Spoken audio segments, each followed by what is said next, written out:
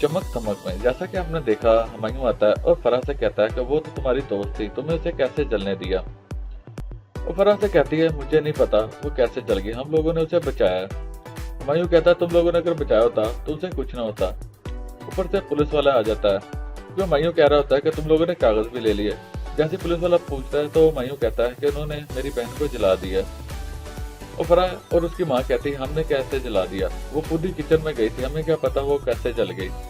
अनम आती है और अनम ये सारी बातें सुनती है और वहां से खिसक जाती है। हुमायूं कहता है कि उन्होंने मेरी बहन को जला दिया और साथ ही कहता है कि उन्होंने कागज मेरी बहन से मंगवाए थे, साथ में कुछ बिजनेस करना था। और उसकी माँ बोलने लगती है तो पुलिस वाला उसे रोक देता है कि बीबी आप लोग चुप ही करें। तो उसकी माँ कहती है ये हम पे इल्जाम लगा रहा है। पुलिस वाला कहता है कि हम देख लेंगे कौन किस पे इल्जाम लगा रहा है। और साथ ही फराह कहती है कि उसका रामीन से झगड़ा हुआ था। तो पुलिस वाला कहता है कहाँ है रामीन, उसे बुलाओ। और उसकी माँ कहती है कि ये हम पे इल्जाम लगा रहा है। पुलिस वाला उसे फिर रोक देता है और फराह को बुलाता है और उसे कहता है कि तुमने रामीन का नाम क्यों लिया, तुम इस चीज में उसको क्यों फंसाना चाहती हो। तो कहती मैंने सच ही बोला है, रामीन सुंबल से झगड़ा किया था, बेशक अनम से पूछ लो। और तुम हम पे इल्जाम लगा रहे हो, हम तुम्हारी बहन है और तुम अपनी बीवी पे जो तुम्हारे साथ झगड़ा करती थी। और साथ ही कहती अच्छा ही हुआ जो रामीन पे ही केस चला गया, वो ही अंदर हो गई, उसे तो सजा होनी चाहिए।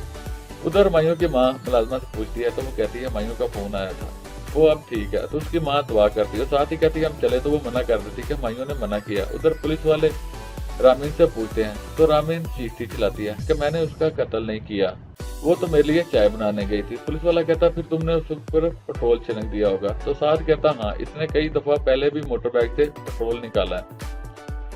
वो कहती कि नहीं।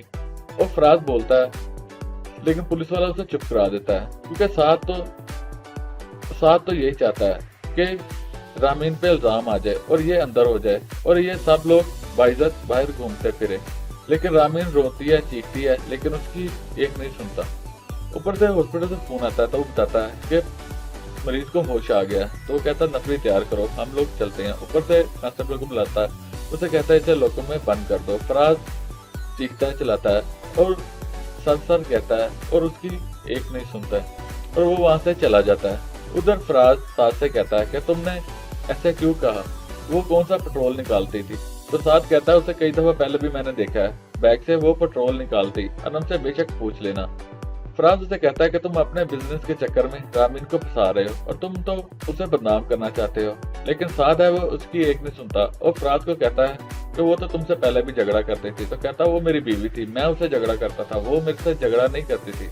उधर माँ बेटियां खाना खा रही होती है बिरयानी और प्लान कर रही होती है कि रामीन को हमने कैसे जेल में धकेलना है। और साथ ही फराह कहती है अनम से कि तुमसे अगर पुलिस वाले पूछे तो तुम कह देना कि वो रात को आखिरी बार किचन में वही गई थी। और उसकी माँ कहती मान गई फराह, तुमने कैसे रामीन को फंसा दिया और हम सबको बचा लिया, और तुम्हारे भाई भी हॉस्पिटल में थे और अब थाने में, उन्होंने कुछ खाया होगा कि नहीं। वो कहती वो मरते हैं, वो कुछ भी खा सकते हैं। तो उसकी माँ कहती यही बात तुम्हारी बुरी लगती, जब तुम्हें कुछ चाहिए होता है तो तुम उनके पीछे फिरती हो।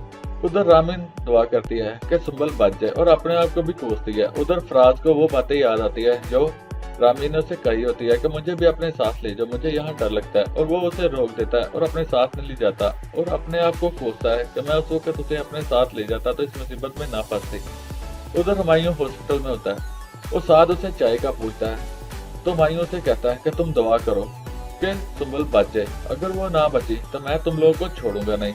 तो साथ उसे हुमायूं से कहता है कि वो भी मेरी बीवी थी, मुझे भी उसकी परवाह है।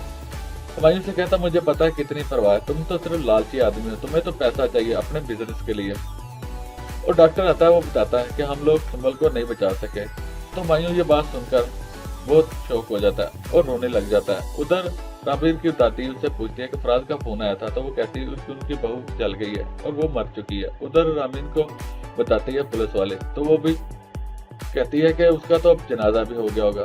तो रामीन रोती है। अब देखना क्या होगा रामीन के साथ। वेल सारी अपडेट जानने के लिए सब्सक्राइब कीजिए हमारा चैनल।